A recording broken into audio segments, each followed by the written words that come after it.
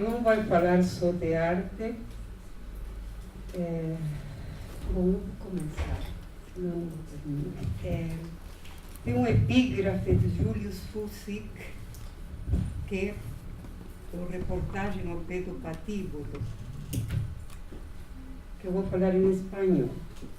He vivido por la alegría he ido al combate y por la alegría muero. Que la tristeza no sea nunca unida a mí. Arquivos forenses.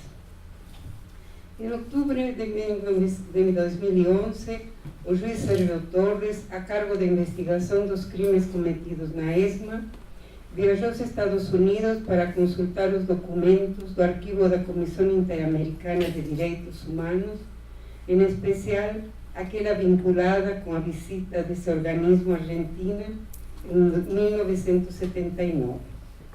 Numa das caixas que revisou, o juiz Torres encontrou uma pasta amarela que continha uma centena de fotografias que acompanhavam os relatórios forenses de vários cadáveres que apareceram na costa fluvial do Uruguai entre 1976 e 1978, na proximidade de distintos povoados: Colônia, Carmelo, José Ignacio, Balizas, Laguna da Rocha, Laguna Garzón, Piriápolis, La Paloma. Nessa pasta havia também dois mapas. Um deles destaca as zonas onde os corpos foram encontrados.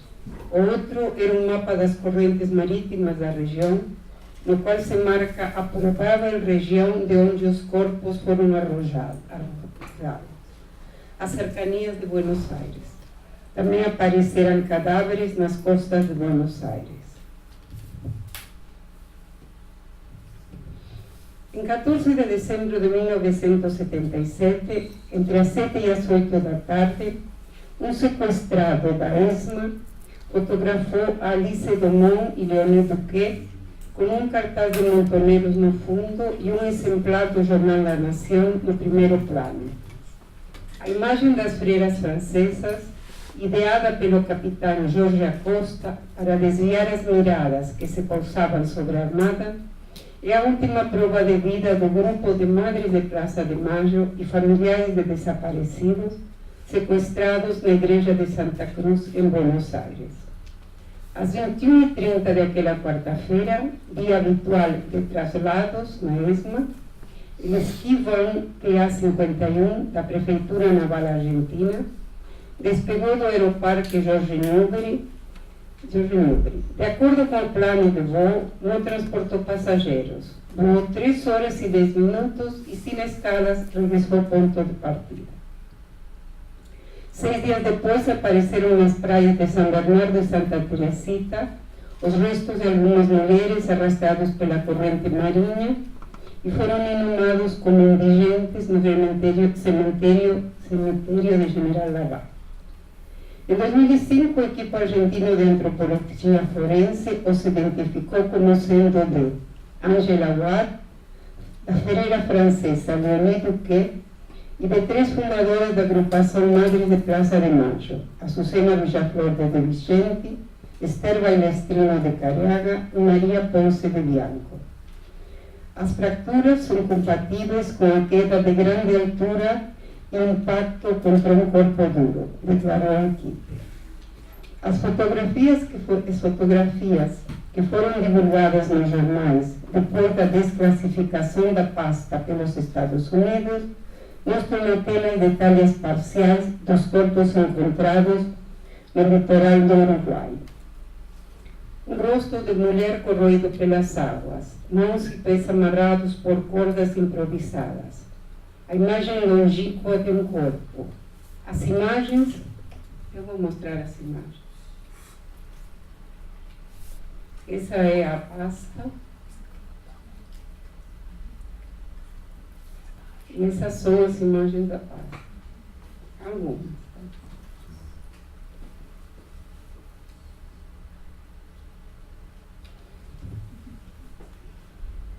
As imagens nos jornais aparecem borradas, sem definição, como se tivessem sido tomadas com pressa, com insegurança ou medo. Os laudos escritos conservam a fria crueldade do informe científico. Enumeram horror sem julgamentos nem opiniões. Torturas, violações, feridas, unhas pintadas de vermelho, roupas com etiquetas de fabricação argentina, pesos, carteira de identidade, emitida pela Polícia Federal da Argentina. No livro Marino Acusa, Daniel Rey-Piuma relata que os cadáveres que estão documentados nos arquivos de inteligência do Uruguai, um total de 24, foram aparecendo durante os anos de 1976 a 1979. Ele considera que existem dois grupos, um de cadáveres reconhecidos, os que aparecem nos noticiários da imprensa local, e outro de não reconhecidos. 14 cadáveres que apareceram em Colônia em 1978. Os cadáveres identificados por Rey-Piuma como reconhecidos são aqueles cujos achados saíram nos jornais. Foram publicados na imprensa à medida que apareciam através de comunicados da Prefeitura Naval. O primeiro corpo aparecido em abril de 1976, o golpe foi em março. Estava bastante deformado pelo tempo passado na água. Os seguintes pareciam ter feições orientais. Os não reconhecidos não foram denunciados nem investigados e acabaram desaparecendo nas dependências da prefeitura.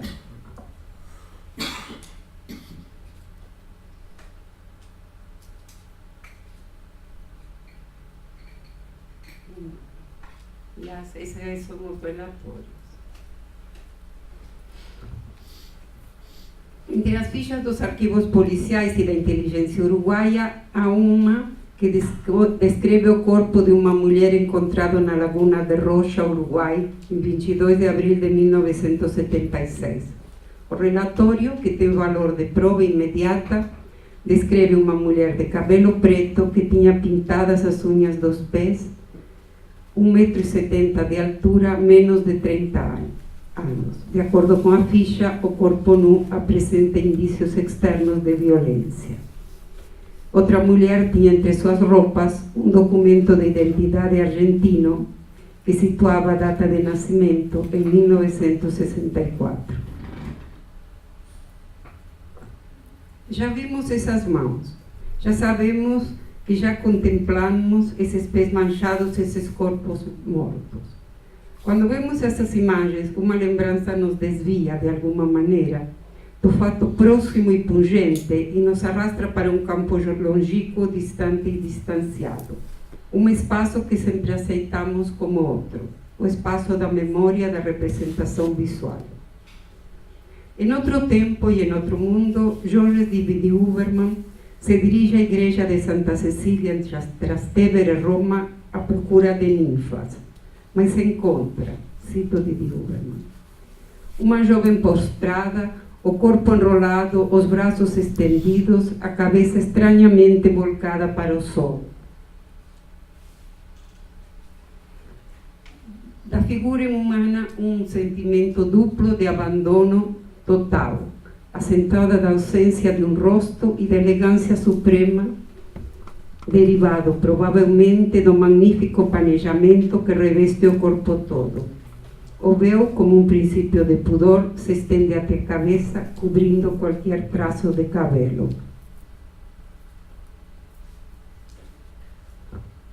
Santa Cecília é uma escultura de Stefano Maderno, de 1600, oferece a visão do mesmo abandono que percebemos nas fotos forenses, de idêntico sofrimento. Um corpo sem rosto que resume toda a sua expressividade nas mãos e nos pés amarrados. Povera fanciulla, disseram os prelados quando, em 1599, acharam o corpo e viram aquelas mãos atadas que apareciam entre um acúmulo de panos drapejados. E assim a fez Maderno, um amontoado de véu sutil, o rosto oculto virado contra o solo, deixando ver apenas o pescoço cortado, do qual escorre uma gota marmórea de sangue, e as mãos, suas mãos, delicadíssimas e sofrentes.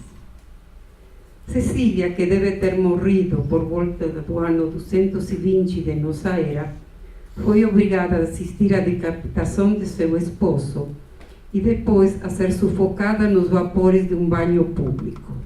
Como não morresse, de acordo com Jacopo de Varazze, estou citando, o carrasco desferiu 3 talhos no pescoço e não pôde cortar sua cabeça.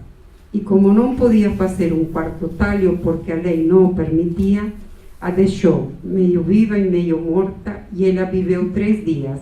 E dessa maneira deu todo o que tinha para os pobres e continuou pregando.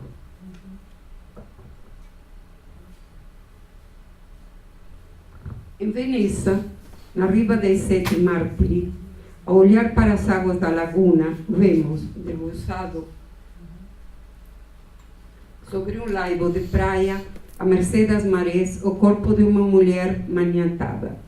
A água bate uma e outra vez sobre seus cabelos desgrenhados, sobre suas roupas gastas.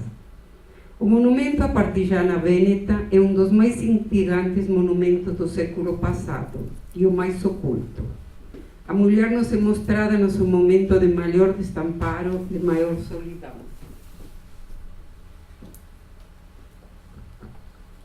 Um cadáver que o mar depositou sobre a areia, quem sabe quando. As águas turvas da laguna expulsaram de suas entranhas esse corpo morto e ninguém o reclamou. Largado na areia, o corpo de bronze não se decomporá nunca. Na maré alta, o corpo abandonado estará submerso sobre as águas verdes. Na maré baixa, a luz do sol estender-se-á longamente sobre os degraus de pedra. Permanecerá sempre exposto, varrido pelas ondas inconstantes.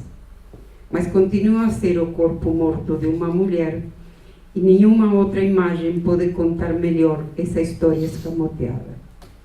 O monumento à Partigiana Vêneta, de Augusto Müller e Carlos Scarpa, foi inaugurado em 1969, em substituição ao monumento do mesmo nome de Leoncilio Leonardi, que era em terracota policromada e que fora destruído em 1961 durante um atentado fascista. O discurso estético atravessa o discurso político e aponta para o problema da representação literal da memória dos vencidos. Em 1968, em plena crise de representação, o monumento aposta em um conceito de representação que parecia extinto para sempre. Aborda, porém, uma questão urgente, a de manter ativas as lembranças de um passado que ameaça o presente. Cecília, a mártir cristã, uma partijana sem nome, uma jovem insurgente argentina, as três a lutar pelas suas ideias e suas crenças, propõem imagens para a arte e para a memória. Se Didi Oberman procura a ninfa caída, a antininfa, e a encontra na escultura de Maderno, nós procuramos as imagens das jovens torturadas e mortas pela ditadura e as encontramos também nessas imagens, a deriva de um passado que se reativa interminavelmente através de mortes e renascimentos. Como John Berger, que sabe que ante o Cristo morto de Mantegna lembrará para sempre a fotografia do Che Guevara morto, tomada por Freddy Alborta em Valle Grande em 1967, vereis sempre nas pobres fotos das vítimas jogadas no Rio de la Plata as mãos de Santa Cecília, as mãos da Partigiana Vêneta.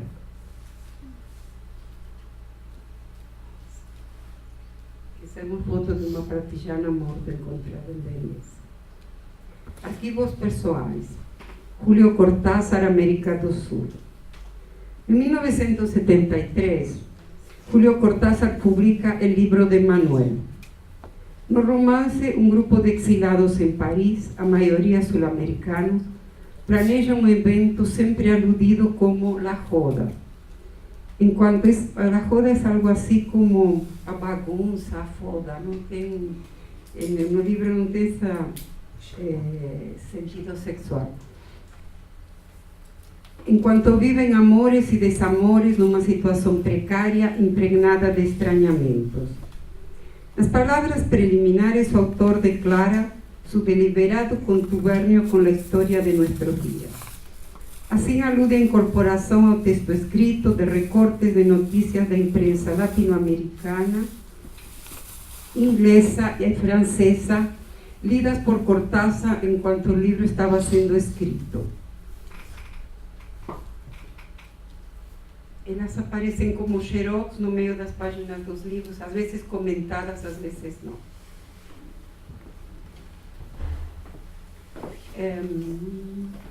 Esse recurso faz os personagens participarem da leitura e do comentário do que acontece em nossos respectivos países. O jornal, lido cuidadosamente, podia informar muito mais do que a censura da época poderia suspeitar. Esquecidas ou ocultas na crônica policial, apareciam dados que permitiam alinhavar histórias escamoteadas.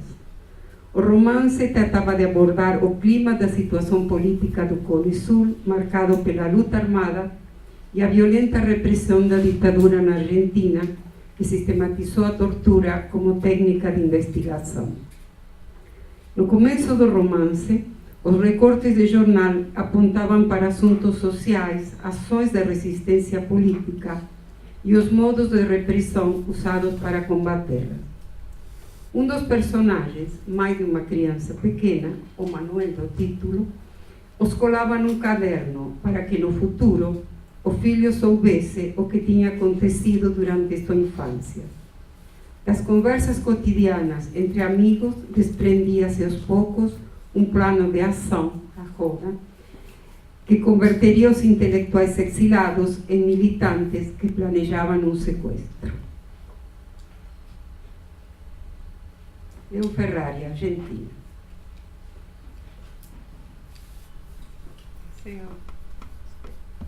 Em 1976, Leon Ferrari, em Buenos Aires, pouco antes de se exilar com sua família em São Paulo, compilou uma pasta com recortes de jornais argentinos, que foi editada em 1992 com o título de Nosotros no Sabíamos.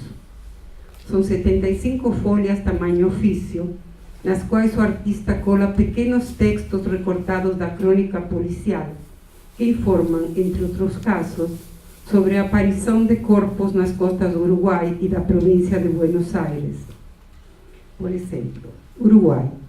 Un nuevo cadáver apareció ayer en las costas de Colonia, a 180 kilómetros de Montevideo. Se eleva 11 el número de cuerpos que han aparecido en las costas uruguayas en las últimas semanas. La víctima, de mediana edad, portaba en sus bolsillos 230 pesos ley argentinos, un peine y un cepillo. La Opinión, 27 de mayo de 1976. Nessas páginas, a data, precedida por uma inicial, aparece manuscrita. Numa mesma folha estão agrupados recortes de diversos jornais argentinos: La Opinión, O, La Prensa, P, La Razón, R, de Buenos Aires, Herald, Bar.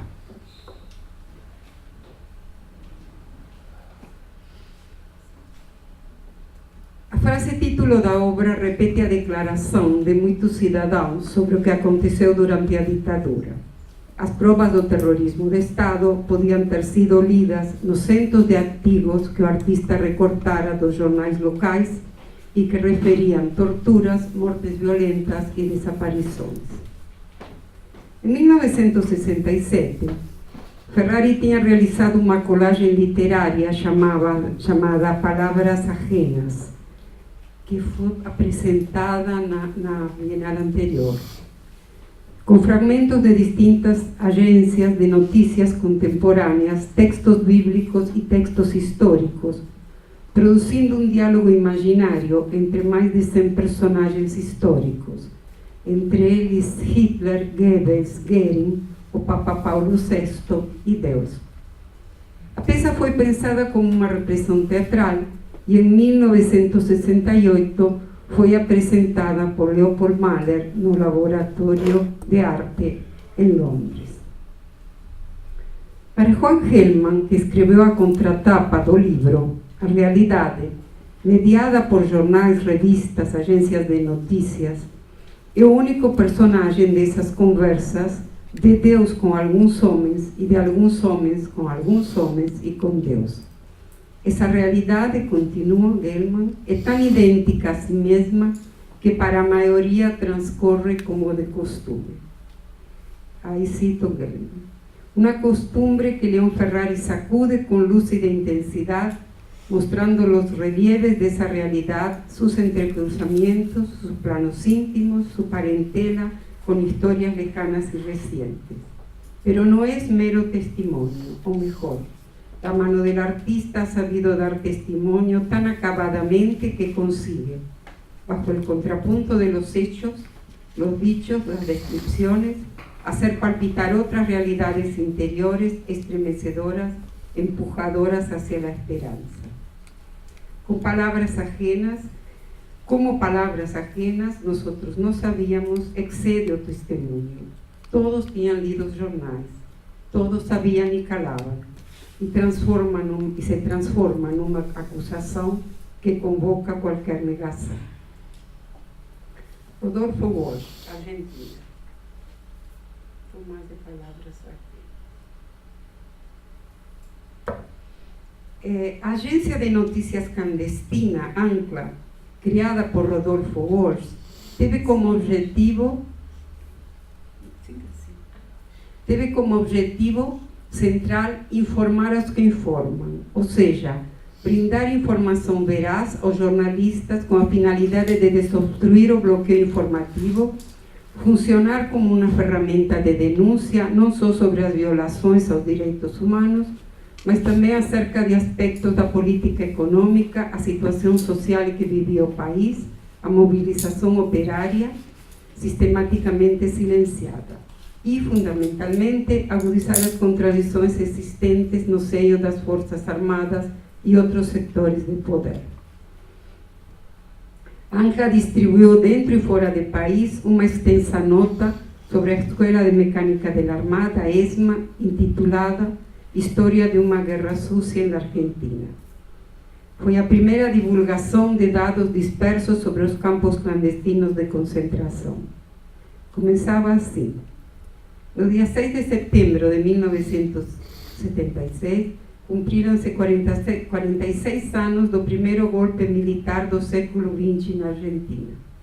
Nesse dia, o Rio de la Plata jogou sobre as costas uruguaias os cadáveres de 3 homens jovens mutilados.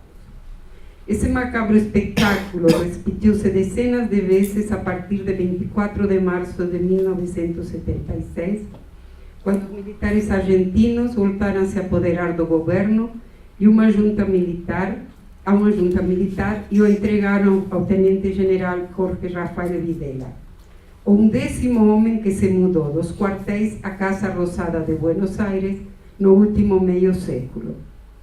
Em novembro de 1975, quando ainda prometia obediência à presidente Maria Estela Martínez, Videla participou da 11ª Conferência de Exércitos Americanos, que se realizara por iniciativa do Pentágono. Aí declarou que na Argentina deverão morrer todas as pessoas que seja necessário para que volte a reinar a paz. A informação sobre o destino dos detidos desaparecidos começou a se divulgar entre a população, apesar de censura da imprensa e do secreto militar das operações.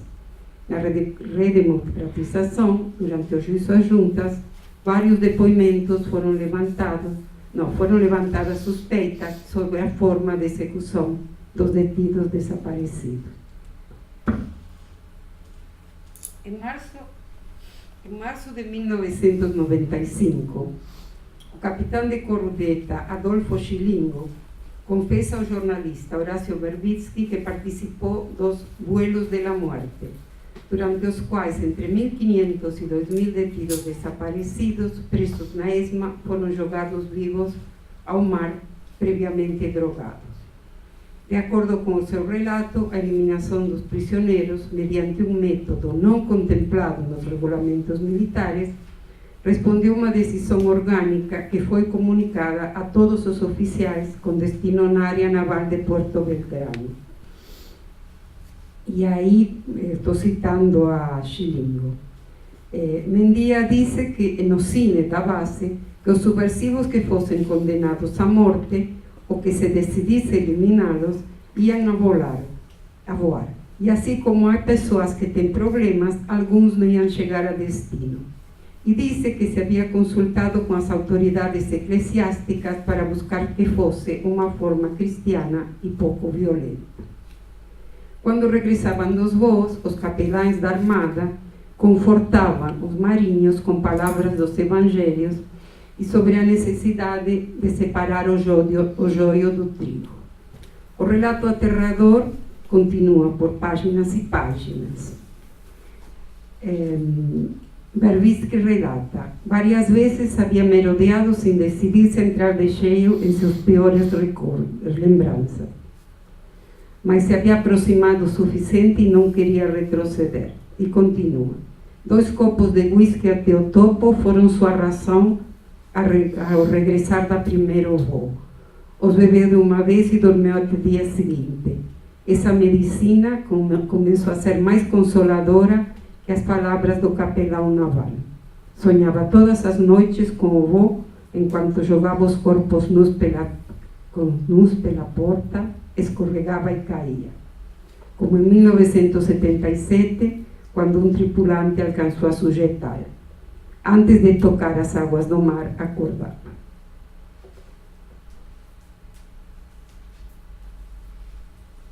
Arquivos liberados. Membro do Sonderkommando de Auschwitz, Polônia. Não temos muito o que falar sobre essas imagens. Eu vou passar as imagens primeiro. Não temos muito o que falar sobre essas imagens. George D. Huberman o fez dolorosamente. Elas provam, porém, a ignomínia e a crueldade.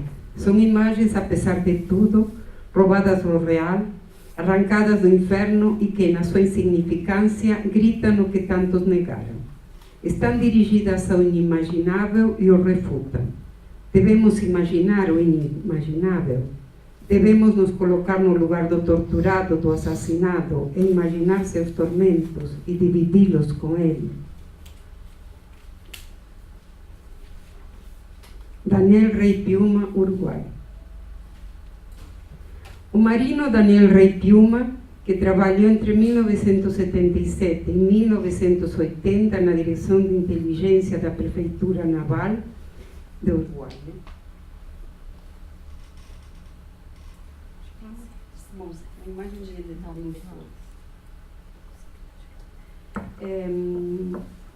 do Uruguai, recolheu documentos e fotografias sobre os corpos que o mar tinha deixado nas praias do Uruguai e que as autoridades da ditadura uruguaia apresentavam como pessoas de origem asiática responsáveis por um motim em pesqueiros de alto mar. De setembro de 1977, conduziu uma vida dupla ao roubar e copiar os documentos que registravam as torturas e as causas da morte. Em outubro de 1980, com negativos costurados na roupa, atravessou a pé a fronteira com o Brasil, onde ficou um tempo clandestino, fugindo dos serviços secretos argentinos, uruguaios e brasileiros. Finalmente, a Holanda o acolheu e foi lá que escreveu seu relatório entregue à Comissão Interamericana dos Direitos Humanos. Em 1987, com apoio de Raul Sendic, foi publicado o livro Um Marinho Acusa, com seu testemunho e a denúncia documentada daquilo que tinha acontecido. San Juana Martínez, Tlatelolco. Essas são fotos oficiais.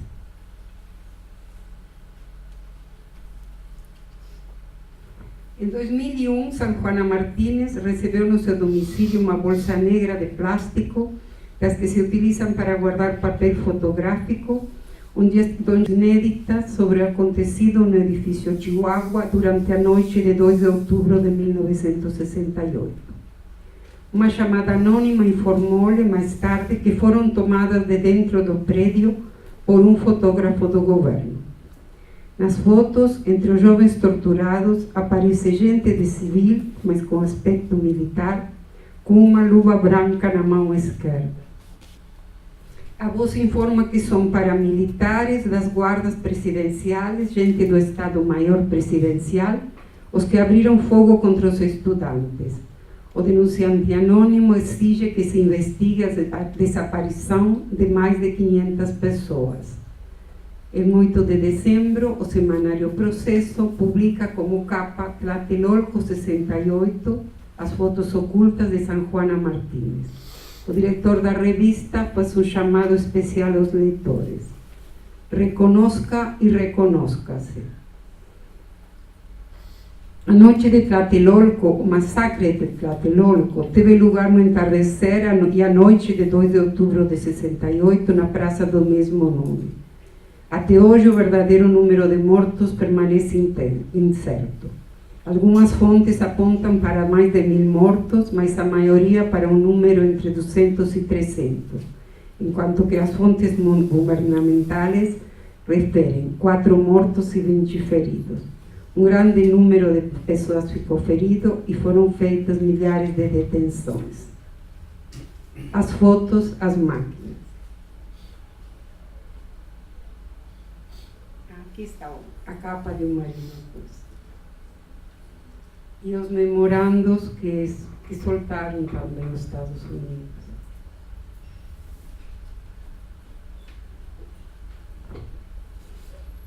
As imagens pós-ditatoriais, as fotografias, estão falando das fotografias, eludem os corpos, a memória contemporânea não posa sobre a imagem do corpo morto ou torturado. Seria insuportável representar isso se se sentir cúmplice ou carrasco. Mas os artistas relatam em seus trabalhos a única história que vale a pena relatar. 30.000, de Fernando Gutiérrez, é uma série de 18 fotos e 3 textos produzidas nos anos 90. Fernando Gutiérrez nasceu em 68.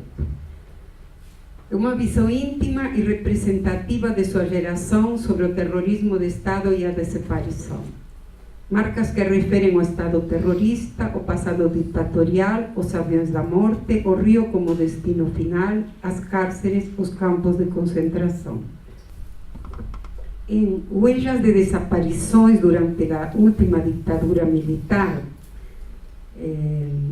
Helen South recorre à tradição do laboratório fotográfico espírita. Utiliza a veladura, a sobreexposição, como se a foto tivesse sido tomada clandestinamente em condições inadequadas, com o objetivo de obter uma vivência. Não mostra as vítimas, não exibe os corpos, mas ao dirigir sua objetiva para dentro das máquinas, nós se transforma em vítimas, nós se precipita nas salas, nós se assassina. Elisau é uma sobrevivente da ESMA. Essa foto, que é uma foto da Elisau, na verdade é uma foto de um desenho de uma pessoa que esteve, de Julio López, que foi detido, desaparecido, depois sobreviveu, e depois, durante a democracia, ele estava declarando para a condenação do Echecolás, que era um torturador, e aí desapareceu de novo. Ou seja, desapareceu a democracia. E não apareceu até agora.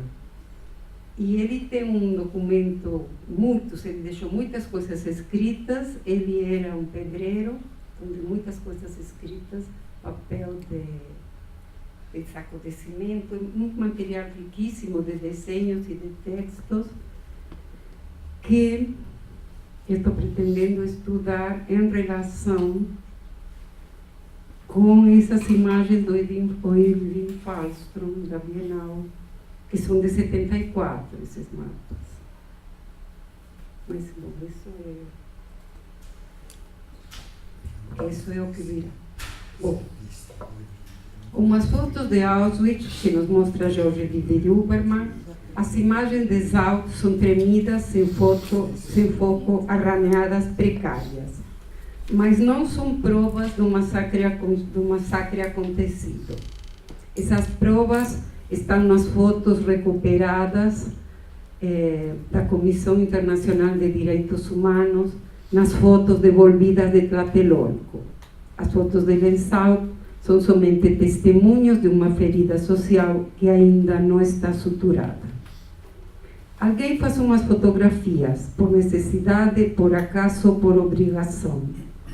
Mas essas fotografias falam mais do que se deve ou do que se pode falar. Las babas del diablo de Cortázar, Blow Up de Antonioni nos mostraram isso. As fotos de Auschwitz, as de Tlatelolco, as fotos forenses da Prefeitura de Uruguai. Fotos são arquivos frágeis. Se queimam, se perdem, se falsificam, se apagam, mas costumam reaparecer.